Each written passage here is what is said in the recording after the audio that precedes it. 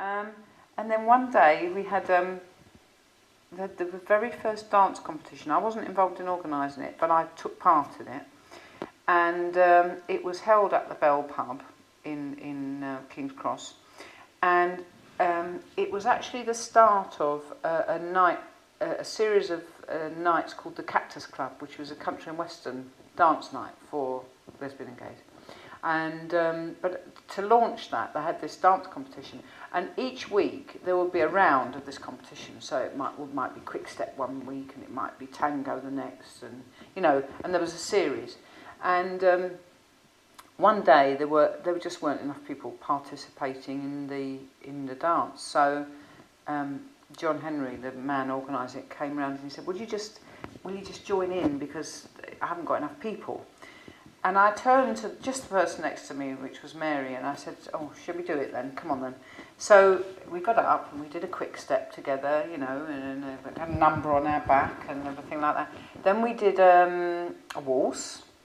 And then the third dance that we had to do was the tango. And neither of us had really learnt the tango. All we could do was go walk, walk, rock, rock, rock. Walk, walk, rock, rock, rock.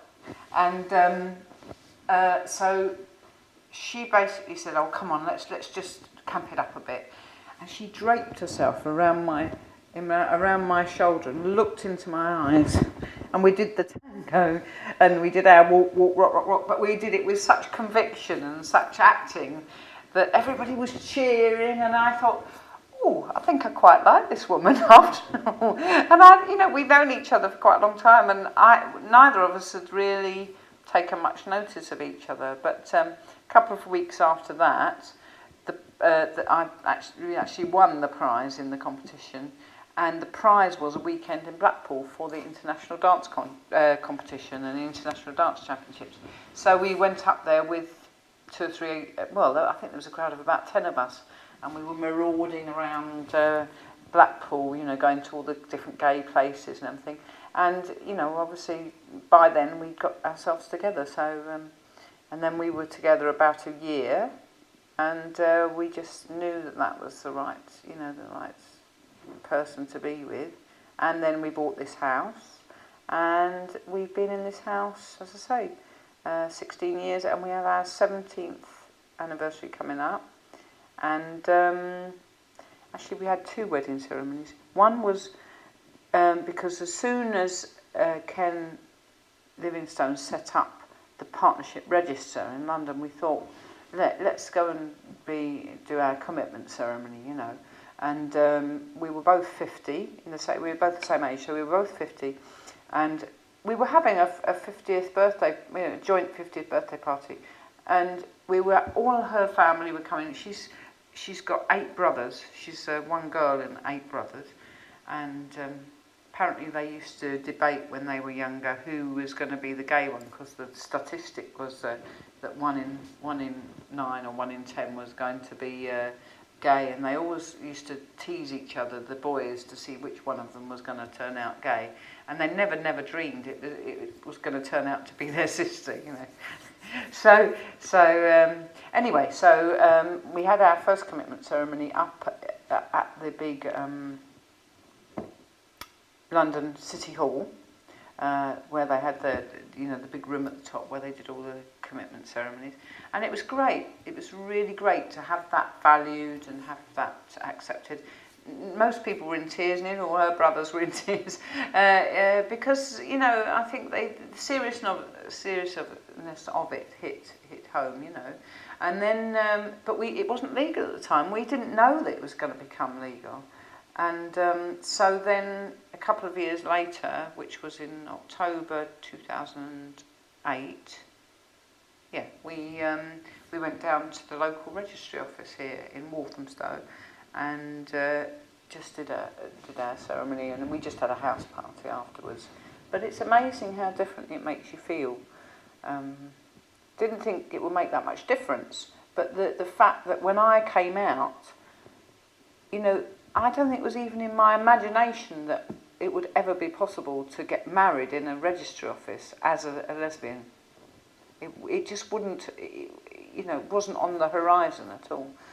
So I think that's I think that's very significant. I think it's probably more significant for people of my age or older than maybe some of the younger people that decide to get married there, because it's not within their memory that it's been so, you know, they haven't been through the, you know, the times of the 1984, you know, the, what was it called, that act, you know, that said that homosexuality couldn't be promoted in all sorts of places. Section 28. Section 28. Having been through those demonstrations and been, you know, herded out of the park by mounted policemen just for being gay, you know, and then to have this recognised, it's very special, really, I think. Yeah. Thank you. And I just want to ask you, so before you discovered dancing, how did you feel very isolated? And also want to know whether were you brought up in any religion? Do you have any religion conflicts in there? Actually, I was brought up in a very low sort of Methodist type church. So I'm sort of vaguely religious. And in fact, my history is that when I was about 20, I went to college and I met a man and I married a man. That's where I get my Appleton name from. His name was Andrew. And we were married in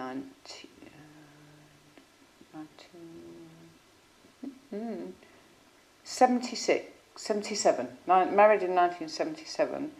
But unfortunately, by 1978, he had decided to commit suicide. So I was a very young widow, and I sort of, I was sort of within the straight world. I hadn't ever considered being a lesbian. I wasn't within my sort of box, if you like. And so I had quite a lot of recovering to do around that. And I think probably by the time I came out, enough time had gone under the bridge and I'd sort of recovered. And in fact, the first lesbians I met were, I went to college to do a postgraduate library diploma. And I went to North London Polytechnic. And there was a few lesbians there. So, you know, I'd never even talked to a lesbian before, and I got involved in going to clubs with them, and that's how I sort of got into coming out. But the interesting thing is that, my husband left a note, and in that note, I didn't really understand it at the time, but it's clear now, when I look back, that in fact he was gay himself, and that he was feeling like, ashamed of himself, and all those things that go with a very hidden element of being gay.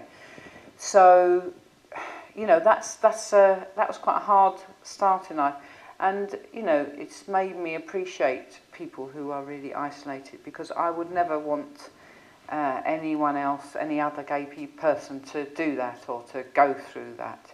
I think he obviously married me because he thought... It's very strange that I turned out to be a lesbian. But, I think when, at the time he married me because he thought he could get rid of his past and he could start afresh and all those things. So, that's my history. That was sort of my history. So when I came out, really it was through the people at college, and I suddenly realised I needed to sort of change my life. And but as I say, I remember on my 30th birthday, I was living in Priory Avenue, and I had a 30th birthday party, and I had all my straight friends, and actually my boyfriend at the time was there, and we had this big party. And I had quite a few of my lesbian friends come to the party as well. And then about the next year, when I had my 31st birthday party, it's like everything had changed. and all of a sudden all the guests were all lesbians, and all the, you know, all the, I mean, I was still friendly with the straight people, but basically the boyfriend had gone, and all the straight people, you know, not so important in my life anymore. And then, you know, as I say, my main sort of, I don't think I was isolated because I'm a very social person, and I got into, you know, meeting other lesbians through a social environment. So I'm not really a person to be isolated. I would go out and find other, you know, it's like whenever I go to a new place or a new city or something, I'm always looking in the library for any lesbian clubs, or, you know what I mean? I would seek out those things, but I also, you know, make it my politics or my aim to get people together through the dancing, really. And I mean, I think the dance environment's great for isolated. We've got quite a few people who are isolated, or who were isolated, who come along. You don't have to have a partner. You don't have to know anybody. You can come along as an individual. In fact, a friend of mine, well, she's just somebody I knew from those days in the 80s. I bumped into her in the hospital, and she was a bit depressed, and she said, oh, you know, I've had a breakup in my relationship, blah, blah, blah. I hadn't seen her for years, and I said to her, why don't you come down to the Pink Jukebox? You know, you can meet a few people and everything. And she came along, and she was, like most people, the first day she was really quite shy and didn't, you know, she got involved a bit, you know. And then the next time, as I say, oh, I know, you know, you meet some people, and then she's really into it now. She's a local person. You could even talk to her. She's great. She would be great for telling you some of the, you know, East London histories and things. But you know, having gone from not seeing her for 15 or so years, she's now coming regularly to the Pink Jukebox, and she sends me emails, and now she's also coming to the lesbian reading group as well.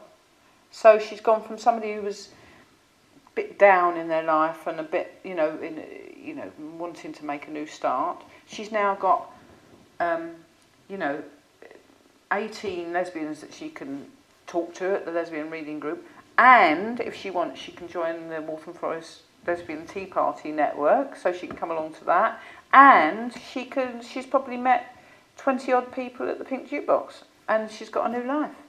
So that's why I'm in the dancing world, and like to do and DJ, and like to get, you know, provide opportunities for people. It's a great passion of mine, really is.